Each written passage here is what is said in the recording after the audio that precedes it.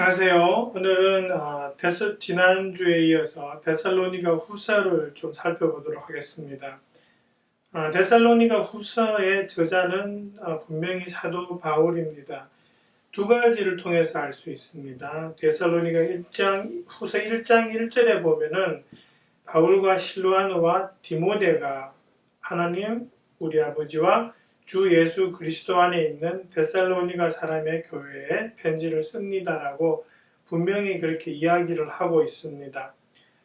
뒤에 가셔서 3장 17절을 보시면 또 그렇게 적습니다. 나 바울이 친필로 문안합니다. 이것이 모든 편지에 서명하는 표요 내가 편지를 쓰는 방식입니다. 그렇게 해서 분명하게 사도 바울이 저자라는 것을 그렇게 분명하게 이야기를 하고 있고요.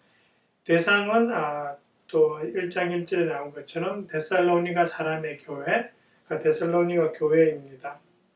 그 다음에 이 데살로니가 전서와 후서에 대해서 순서에 대해서 어느 것이 먼저냐에 대해서 사람들 사이에서 좀 이렇게 논란이 있기도 하지만은 어디서 이 지금 저희가 보고 있는 이 데살로니가 후서가 뒤에 것이냐를 알 수 있는 구절은 사실은 그 후서 2장 15절에 나옵니다. 15절에 보시면 이렇게 적습니다. 그러므로 형제자매 여러분 든든히 서서 우리의 말로나 편지로 배운 전통을 굳게 지키십시오 해서 우리의 말로나 편지로 배운 전통이라고 했기 때문에 편지가 이미 이전에 있었다라는 것을 이야기하고 있습니다. 그래서 이 편지가 전서가 될 수 없죠. 그러니까 앞에 하나 있었다는 것이 되어 있기 때문에 이것이 후서가 될 수밖에 없습니다. 시기는 데살로니가 전서나 후서는 거의 비슷한 시기에 그렇게 시차를 많이 두지 않고 적혀진 것으로 짐작이 됩니다. 대략 한 49년에서 51년 사이에 이 두 편지서가 적힌 것으로 아는데요. 사실 이 편지서는 되게 이렇게 연도가 확실합니다. 왜냐하면 이 편지를 보시면은 사도행전하고 좀 이렇게 연관이 되어질 수가 있습니다. 그리고 여러분 델파이 또는 델피 비문이라는 것이 있습니다. 이것이 뭐냐 하니까 고대 그리스 도시인 델피라는 곳에서 그곳에 있는 아폴로 신전에서 이렇게 그 당시 로마 황제였던 글로디아 황제의 그 편지가 이 비문에 이렇게 적혀져 있었는데 그것이 깨지고 하면서도 한 9개 정도의 비문이 발견되었습니다. 근데 그 조각들을 살펴보면은 그 안에 내용 중에 이런 내용이 있습니다. 51년 7월부터 52년 7월 사이에 갈리오가 총독으로 있었다라는 그 구절이 있습니다. 근데 사도행전 18장 21절에 보시면은 아가야 주의 총독인 갈리오가 총독으로 있을 때에라는 그런 구절이 나옵니다. 그 구절이 언제냐 하니까 사도 바울이 고린도에 머물던 시기의 거의 마지막 시기입니다. 그래서 그 이후에 이제 사도 바울이 고린도를 떠나가죠. 그러면 이제 51년에 갈리오가 총독이었다는 것이 분명해지고요. 사도 바울이 약 1년 6개월 동안 고린도에 머물렀으니까 이 편지서가 적힌 시기는 약 49년에서 51년이 되는 그런 아주 중요한 비문이 이 델피 비문이라고 할 수 있습니다. 사도 바울이 이 데살로니가 교회에 이 편지를 적은 목적은 사실 여러분 1장을 쭉 읽어보시면 이제 평상시 하시는 내용인데 2장으로 탁 넘어오면은 갑자기 사도 바울이 형제자매 여러분 우리 주 예수 그리스도께서 다시 오시는 일과 우리가 그분 앞에 모이는 일을 두고 여러분에게 간청합니다 하면서 여러분은 영이나 말이나 우리에게서 받았다고 하는 편지에 속아서 주님의 날이 벌써 왔다고 생각하게 되어 마음이 쉽게 흔들리거나 당황하는 일이 없도록 하십시오 라고 적고 있습니다. 무슨 소리냐니까 그 당시에 다른 사람들이 사도 바울이나 어떤 사도들의 편지라고 하면서 그 내용 중에 뭐라고 하냐니까 이미 주님의 날이 왔다. 그렇게 지금 이야기하고 있는데 이 데살로니가 교회 사람들 중에 일부가 그것을 믿었던 것으로 보입니다. 그런데 사도 바울이 하는 말은 아니다라고 이야기를 합니다. 그러면서 이제 2장 후반절에 가면은 그게 왜 아닌가에 대해서 이유를 설명합니다. 그리고 또 하나 3장에 가시면은 사도 바울이 그 뒤에 중간쯤에 가시면은 게을러서 일하지 않고 먹는 사람에 대해서 아주 강하게 이야기를 합니다. 일하지 않는 사람은 먹지도 마라 이렇게 이야기하는데요. 그런 식으로 이렇게 게으름에 대한 경고를 하는 목적이 이 데살로니가 후서를 쓴 목적이 되겠습니다. 그 내용을 포함해서 이 데살로니가 후서에서 우리가 한번 살펴볼 내용은요. 첫 번째는 그것입니다. 크리스찬의 노동에 대한 윤리가 이 데살로니가 후서에 대해서 나옵니다. 그 3장 10절에 보면 일하기를 싫어하는 사람은 먹지도 말라라고 분명히 적고 있습니다. 이것을 다르게 해석하면 어떻게 되냐 하니까 예수님이 재림이 멀지 않았다 또는 이미 오셨다라고 하는 그 상황을 믿는 사람들이 이미 예수님 오셨는데 이제 또 오실 건데 그럼 우리가 일해서 뭐해? 라고 그렇게 게으르게 살던 사람이 있지 않았나 싶습니다. 그러한 사람에 대해서 사도 바울이 분명히 이야기합니다. 열심히 일해서 각자 책임 있는 삶을 살아라.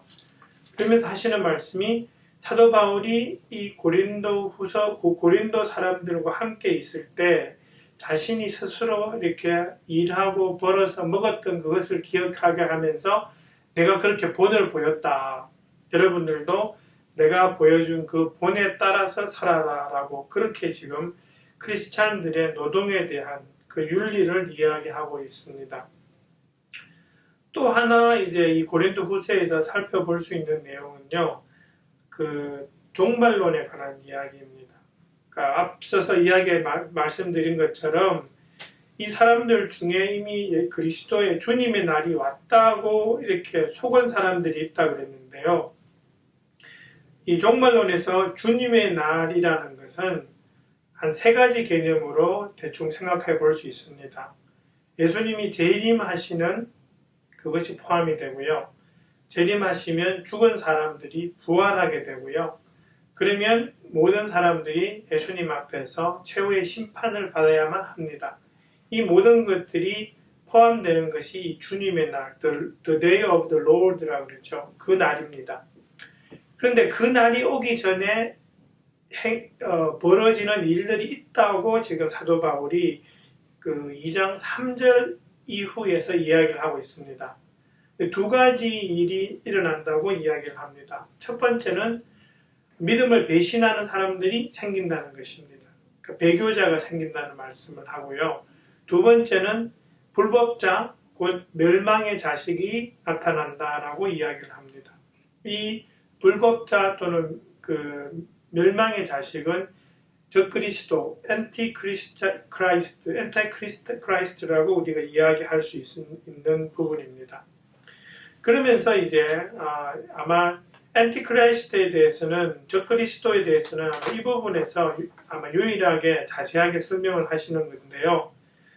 이 불법자가 와서 하는 일이 몇 가지 있다고 이야기를 합니다. 첫 번째는 하나님의 성전에 이 사람이 들어가서 자신이 하나님이라고 주장을 할 것이라는 것입니다. 그런데 그 당시에 보시면은 그 6절에 보시면은 이런 말씀을 하십니다. 여러분이 아는 대로 그자가 지금은 억제를 당하고 있지만 그의 때가 오면 나타날 것입니다. 해서 그 당시에 이 편지를 쓰던 당시에는 이 불법자가 억제를 받고 있었다라고 이야기를 합니다. 근데 문제는 이 억제하는 분이 누구인지 이게 사실은 사람일 수도 있고 다른 것일 수도 있습니다. 왜냐하니까 요 억제하는 분이라는 그 단어에 적힌 그 대명사가 이 사람이 아닌 것에도 사용되어질 수 있는 그런 대명사이기 때문입니다. 그런데 명확하게는 지금 기술되어 있지 않는데 6절에 보시면 여러분이 아는 대로라고 그렇게 설명을 하고 있습니다. 다시 말해서 이 데살로니가 사람들은 이 억제하는 분, 누군지를 알고 있었다라는 것입니다. 우리는 지금 성경을 읽는 우리는 지금 모르지만 그 당시 데살로니가 사람들은 알고 있었다라는 거죠. 그래서 이게 뭘까라고 궁금해 하실 수도 있는데요. 지나친 추측 이런 것은 하지 마시고 그렇구나, 이 불법자, 이 적그리스도를 억제하는 그런 분이 그 당시에 있었구나, 그리고 그 억제하는 분이 그 억제를 해제하면 이 적그리스도가 나타나는구나, 그렇게만 알고 계시면 됩니다. 그냥 성경에서 뭔가를 말씀하셨는데 설명을 안 하시면 굳이 막 알려고, 성경에 분명히 나타나 있지 않을 때에는 너무 알려고 하지 않으시는 것도 사실은 좋은 행동입니다. 그런데 이 불법자가 나타나면 이 불법자가 뭘 하냐 하니까 거짓 이적과 표징으로 믿지 않는 사람들을 미혹합니다. 그렇게 해서 믿음으로 오는 사람들을 오지 못하게 방해할 것이라고 그렇게 말씀을 하십니다. 그런데 8절에 보시면 주 예수께서 그 입김으로 그를 죽이신다고 말씀하십니다. 그러니까 결과적으로는 이 불법자, 즉 그리스도는 예수님 앞에서는 힘을 못 쓰는 그런 존재라는 것이 우리가 알 수 있고요. 또 이러한 것이 나타난다는 것을 우리가 안다면 그것이 얼마나 어떤 이적을 나타내고 표징을 나타난다고 하더라도 그것이 예수님의 그 복음의 가르침에 어긋난다면, 다시 말해서 성경의 가르침에 어긋난다면 그것은 적그리스도다, 불법자라고 우리가 이야기할 수 있고, 그런 사람들의 그 이적이나 표징에 우리가 속아 넘어가서는 안 된다는 것을 우리가 이 데살로니가 후서를 통해서 알 수 있습니다. 그러면서 우리가 이 사도 바울이 사실은 살짝 이렇게 걱정을 하십니다. 이 사람들이 지금 적그리스도가 나타난다 그러고 그러니까 어떡하지라는 그런 쪽으로 살짝 걱정할 수도 있다라는 것을 사도 바울이 예상을 하시면서 2장 후반절에 가시면 그 예수님 안에서 있는 우리가 가지는 소망과 확신을 막 이렇게 심어주시는 그런 말씀을 하십니다. 13절에 보시면 여러분을 성령으로 거룩하게 하시고 진리를 믿게 하여 구원에 이르게 하시려고 처음부터 여러분을 택하여 주셨기 때문입니다 라고 그렇게 말씀하시거든요.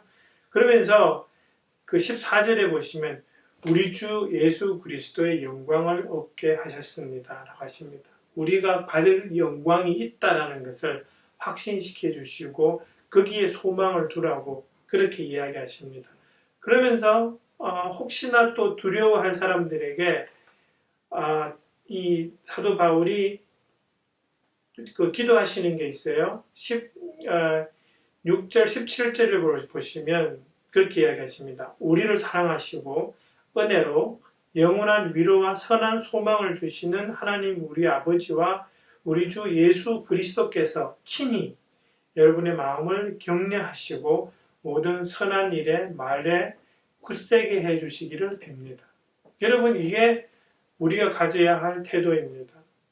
세상 가운데 이미 불법자들이 나타나 있습니다. 우리 주변에 지금 돌아다니고 있는 수많은 그 이단들을 살펴보면 이미 그때가 왔다라는 것을 우리가 알 수 있습니다. 그런데 우리가 어떻게 해야 되냐 하니까 예수 그리스도 안에서 하나님의 영광을 향한 그 믿음을 지켜나가고 또 하나님께서 우리의 일과 우리의 말에 굳세게 해주실 것이라는 것을 믿으면서 그렇게 계속해서 나아가야 한다는 것입니다. 그것이 사실은 이 데살로니가 후서에서 사도 바울이 우리에게 하고 계시는 말씀입니다.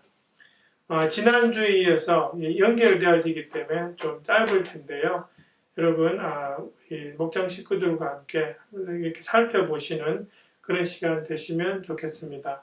다음 주는 여러분이 공부하실 때에 김희준 전도사님이 설교하십니다. 그래서 제가 이 데살로니가 후서를 공부했습니다. 네, 은혜 받으시는 그런 목장 성경 공부 시간이 되시기 바랍니다. 수고해 주세요.